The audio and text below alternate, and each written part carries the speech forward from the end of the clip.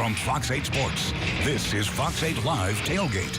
Sponsored by your Southern Quality Ford dealers. Home of the best-selling truck 41 years straight. Kia. And the 2018 Nissan Titan. Backed by America's best limited truck warranty.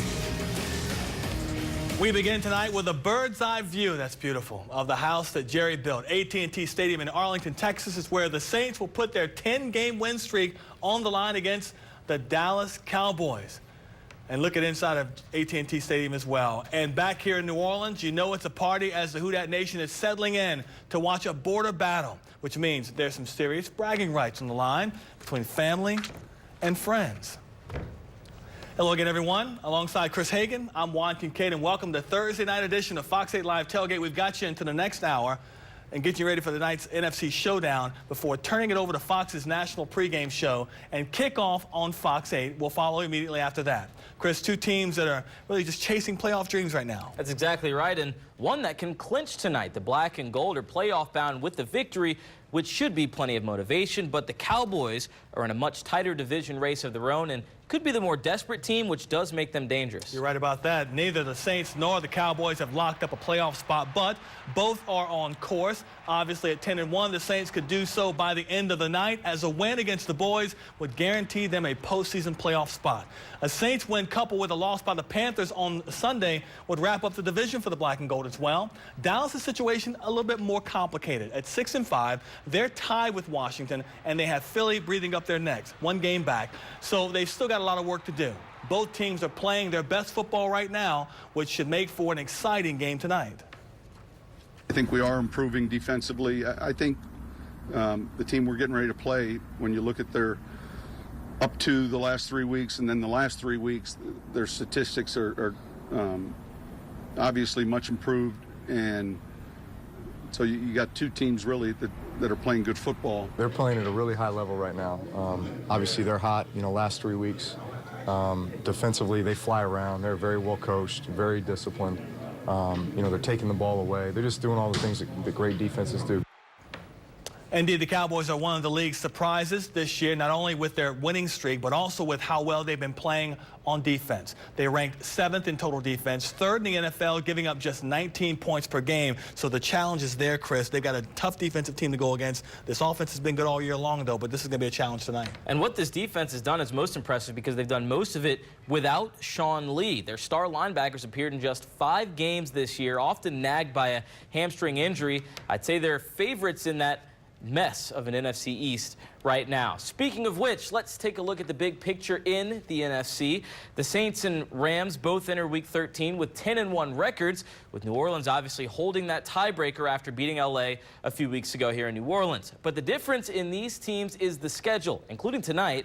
4 of the Saints' final 5 games are against teams with winning records and teams that are likely playoff bound. The Rams, meanwhile, will face just one team with a winning record right now and close the season with cupcakes at Arizona and then at home against San Francisco. Juan, that has to be advantage LA. No doubt about that, Chris. The Rams definitely have the easier road to hoe. How much the Saints host in the playoffs will likely come down to their final 3 games. Panthers, Steelers, Panthers. Oh, and don't sleep on the only team that's beaten them this season, the Bucs, on the road next week. It's a challenging schedule, to say the least. Time now to head out to Arlington, where our Sean Fazan and Garland Gillen are standing by. Heading into these final 5 games, guys, what do y'all think? Yeah, no doubt. It's a big-time atmosphere tonight. Welcome to Jerry World, AT&T Stadium. Along with Sean Fazan, I'm Garland Gillen. When the Cowboys and Saints clash tonight, Sean, a win streak will come to an end. First off, let's set the scene really quick. There is plenty of black and gold in the stands above us. As for the black and gold on the field, look, they've won 10 straight. They're trying to get to 11. And with each W, the dominance seems to grow. Breeze to the near sideline, caught across the goal line. Keith Kirkwood with the reception, 4 yards, and a Saints touchdown. Tonight in Big D, the Saints will go for 11 in a row. But this win streak feels different, doesn't it? Especially lately. Since their survival in Baltimore, the Saints have now won by margins of 10, 10, 37, 41, and 14 points respectively. The NFL is designed to be one-possession type games, so for the Saints to have 4 double-digit wins in a row shows just how well they're playing. They truly are clicking on all cylinders. The offense is operating at a near flawless pace. The defense has become a force. They stop the run and have a knack for timely big plays to send their opponent in a tailspin. Special teams have been interesting. Will Lutz is having a phenomenal year, while Thomas Morstead hasn't been needed all that much.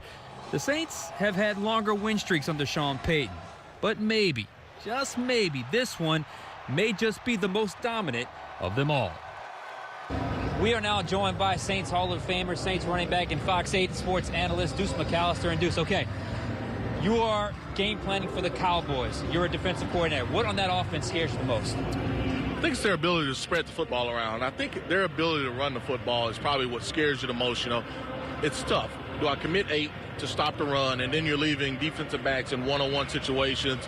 Do I shade a safety over to Mike Thomas to be able to slow him down? So I think it's really the way they spread the ball offensively, and then can I truly stop the run with 7 in the box?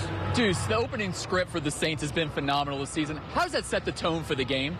Well, it's just believing and understanding, hey, look, regardless of what these guys do, we can score. I don't know how elaborate Dallas will really get with their scheme. I mean, because they like to, this is what we run it well, you stop us. And so with the Saints being able to bring in different packages, what Sean loves, how do they match it? You know, do they go with their base 4-3 or do they try to match it with nickel? So those are the games that you want to see how they try to adjust. Defensively, especially over the last 3 or 4 weeks, the Saints have really picked things up. I guess my question is Dennis Allen getting enough love? I know probably he is inside the locker room, but it doesn't feel like it feels like we don't talk about him enough. I don't think he cares right now. I think for him, he just wants his guys to go out there and play fast. And, you know, you see them use a lot of different packages, particularly the nickel look. I wouldn't be surprised if Manti is up. You know, the last couple of weeks he has not been up. But with this Cowboys front, knowing that they have to run the football, having a true Mike is probably going to help them. But then the negative about that is, why change what's been working so well for you the last couple of weeks? So that's a decision that they're going to have to make. But, I mean, with his ability to be able to create blitzes, be able to change fronts, and then just pushing the right buttons, it's been outstanding. Deuce, you've been in the locker room for many years. You know all about bulletin board material. DeMarcus Lawrence earlier this week talked about punching the offensive line in the mouth there. Does Sean use that kind of stuff to get the troops fired up? It will be very subtle. He won't use it a lot. I mean, he'll put the star, you know, and they play probably some country music or some Dallas type of music for the players. But it'll be very subtle for him. Now, the offensive line coach, Dan Rocher, he's probably plastered it right there. So they see it. And you know, I can guarantee you look at those first 15, there are some feel me plays, particularly for Lawrence. And they want to make sure that he knows we're going to be here all game. Just to follow up with that, was there something that Sean did when you were with the black and gold, a motivational ploy or something other teams said that got you fired up personally there? Or somebody said that maybe you were past your prime or something like that? Never past my prime.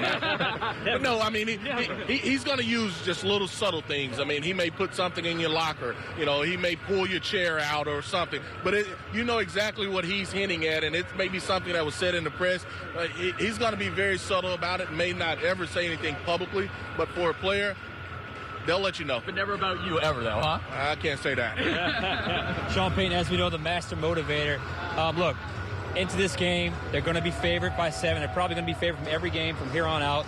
We keep saying, all right, this team's dangerous, and yet they respond every time. How do they get the win here today? Well, I think for them to be able to start fast, that's how they've done it. You know, and even if they don't start fast from that standpoint, you have to win a time of possessions. You know, you go back and you look, how can the Cowboys upset this team? Well, winning time of possession is one, and then being able to create turnovers. So for the Saints to take care of the football, you know, last couple of weeks we've seen teams have explosive kickoff returns. That's something that they have to shore up. So for the Saints, you can't allow plus 40 returns in that nature. If the Saints are able to create turnovers and if they're able to hit them for explosive plays, it's going to be a really, really good night for that offense and the team. Real quick, how do they handle Amari Cooper? Is it Lattimore? Do they mix it up? Do they shade a safety? How do they handle that? I think it's really how they try to use him. If it's me, I put Lattimore on him and let him go. All right. Do the black and gold extend that win streak to 11 games tonight or what? Yeah, the question is about how much. Oh, really? Right. About how much? Okay, I like the confidence. Deuce McAllister is very sure the Saints are going to get their 11th win in a row. Deuce, thank you. No problem. All right, guys, back to you. All right, gentlemen, thank you very much. Deuce will be with us once again tomorrow for his usual day after the game routine. 8 a.m. Black and Gold Rewind, 5 p.m. 2-minute drill, and approximately 11:30 tomorrow night, the Black and Gold Review Show. That'll be after a late edition of Fox 8 Football Friday.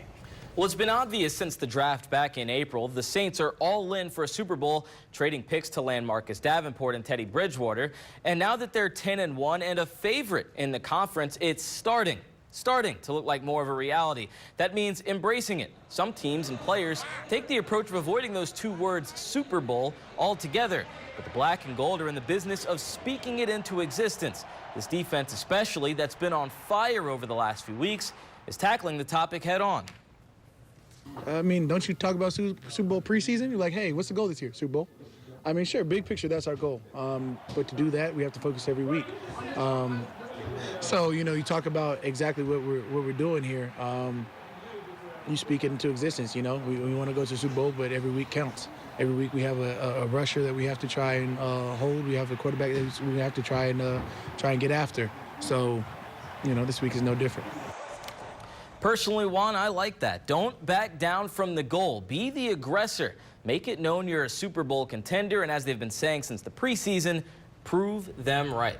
13 weeks and still 5 more games to go, including tonight. There's a lot they still have to prove. Any chance this team goes in overconfident tonight? Well, I don't think so, because I think that confidence is bringing them more success on the field. And especially after winning 10 straight games, it's harder not to be confident right now. A couple weeks ago, we got an email from a fan wondering if this team has peaked too soon. I'm like, what does that mean? You know, I would rather, we know how this team has been when they've started slow, they never recover. I'd rather win those first games, get up to 10 games in a row and figure it out down the stretch. Hey, throughout the night, remember this, it's as good a time as any to pull up your Final Play app and click on the Final Word feature to submit that burning question you have about tonight's game. We could use it on tonight's post-game show or tomorrow's Black and Gold Review show with Deuce McAllister. And while you're there, on the Final Play app, check out all the Saints coverage from blogs and slideshows to many different stories on the Black and Gold. It's all on the Final Play app.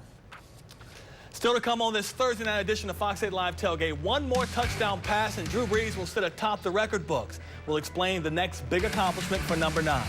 Plus, Sean Vazan will break down the film on Cowboys receiver Amari Cooper, who has transformed the Dallas offense upon his arrival.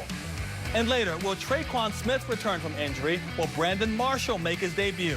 We'll bring you the inactive report coming up.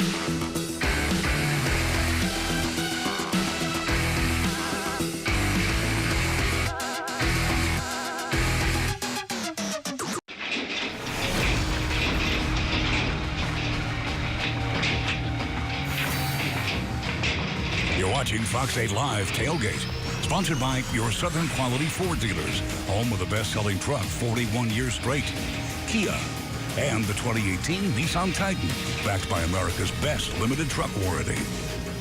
There's just something about knowing that you control your own destiny when it comes to the playoffs. And Chris, these Saints, they hold all the cards. And so far, they've beaten the big dogs on their schedule as well, including the Rams at home and Vikings on the road. That's paved the way for this week's set of playoff clinching scenarios. The Saints can wrap up a division title and top 4 seed tonight with a win and a Panthers loss on Sunday against Tampa Bay. That's how much distance they've created within the division with their 10-game winning streak and Carolina's 3-game skid. But at the very least, the Black and Gold can solidify a trip to the postseason, period, with the victory over the Cowboys. Of course, get the clinching part out of the way first, then see what else you can achieve has been the Saints' focus going forward. Time now to check in on the party back home, and our own Catherine Mazzone is at Lucy's hanging out with Saints fans. Hi, Catherine.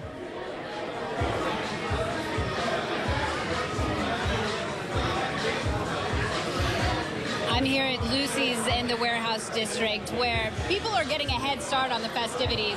There is a watch party planned for 6:30 this evening, which looks like we're only about 45 minutes away. But as you can see, people are getting a head start. And I'm here joined with Leslie Lalonde. Am I saying this right? You got to correct me if I'm saying. No, you're doing great. Okay. You're getting the hang of it now. He is actually visiting. You're visiting from out of state, but you're a Southern Louisiana native. Absolutely. Born and raised Cajun. And he tells me he's also a big Saints fan. 100%. And you are gunning for the Saints tonight, obviously. But Absolutely. you think that the Cowboys are going to put up a big fight? I think it will. I think they're going to play really tough for at least the first 2 quarters. So you're telling me earlier that they got to hang on to the ball. Tell me why you say that. Well, they got to catch the ball, because last week against Atlanta, they dropped a lot of passes that if they'd have connected on them, they would have had big gains, and they'd have really made the game much easier than it ended up being. But the Falcons are pretty easy to beat these days, right? Well, not against the Saints. You got to remember the history between those 2 teams. They played each other really tough. And Dallas always finds a way to play tough against the Saints, too. So what are you hoping to get out of this night besides a big win? I want to seal a playoff berth. And then we're going to be shooting for home field advantage. Because if everybody has to come to the Dome, we're going to be in the Super Bowl. Awesome. Thank you so much, You're Leslie. welcome. I'm live at Lucy's where the party's just getting started. Catherine Mazzone, Fox 8 Local First. All right, Catherine, thank you very much. She gets all the great assignments. That's not bad. It seems like every show we do, we're talking about Drew Brees' chase for a record. Well, here's another one.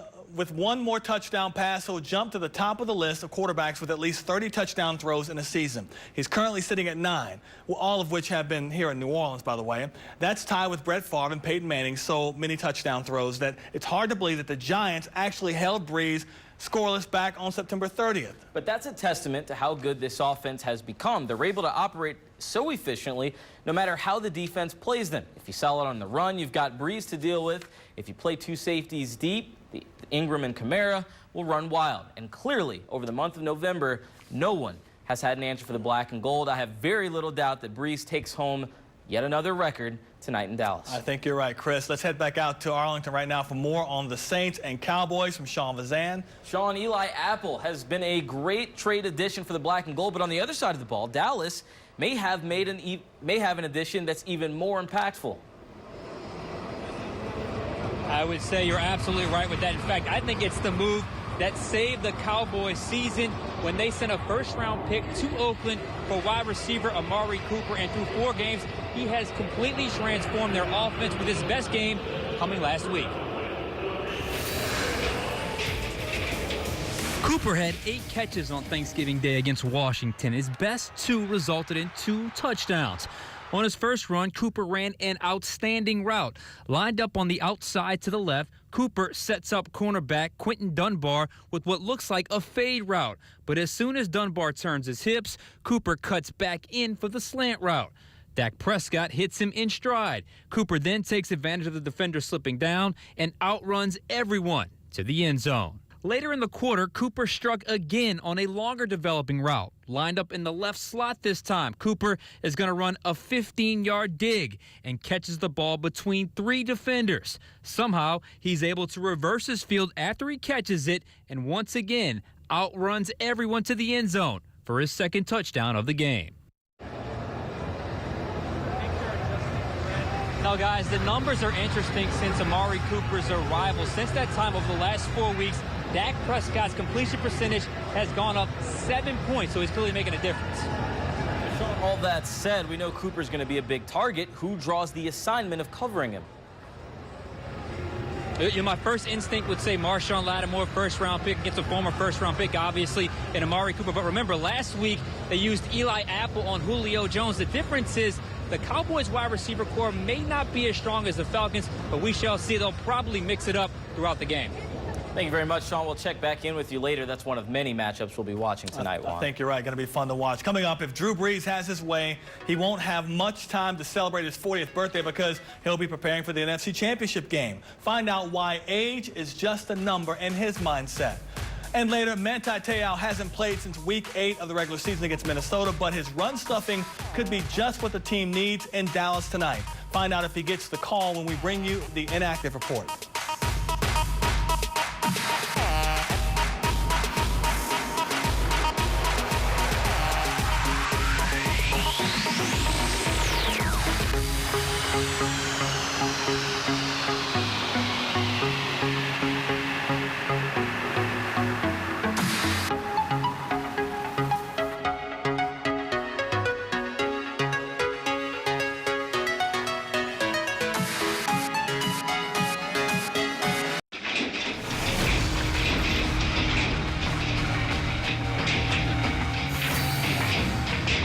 You're watching Fox 8 Live Tailgate, sponsored by your Southern Quality Ford dealers, home of the best-selling truck 41 years straight, Kia, and the 2018 Nissan Titan, backed by America's best limited truck warranty.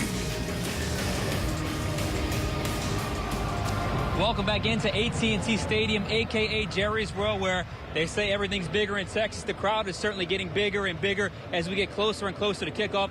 A lot of black and gold I see here in the stadium. They're all here to see Drew Brees, who's like 39 years old, but like going on 25 or 26. It's unbelievable what he's doing at his age. Sean, can you believe it's year 18 for Drew Brees, but there is no sign of him slowing down. Number 9 is a front runner for the MVP right now. He's thrown 29 touchdowns with only 2 interceptions in 2018. He's completing 76% of his passes, which would easily shatter his NFL record of 72%.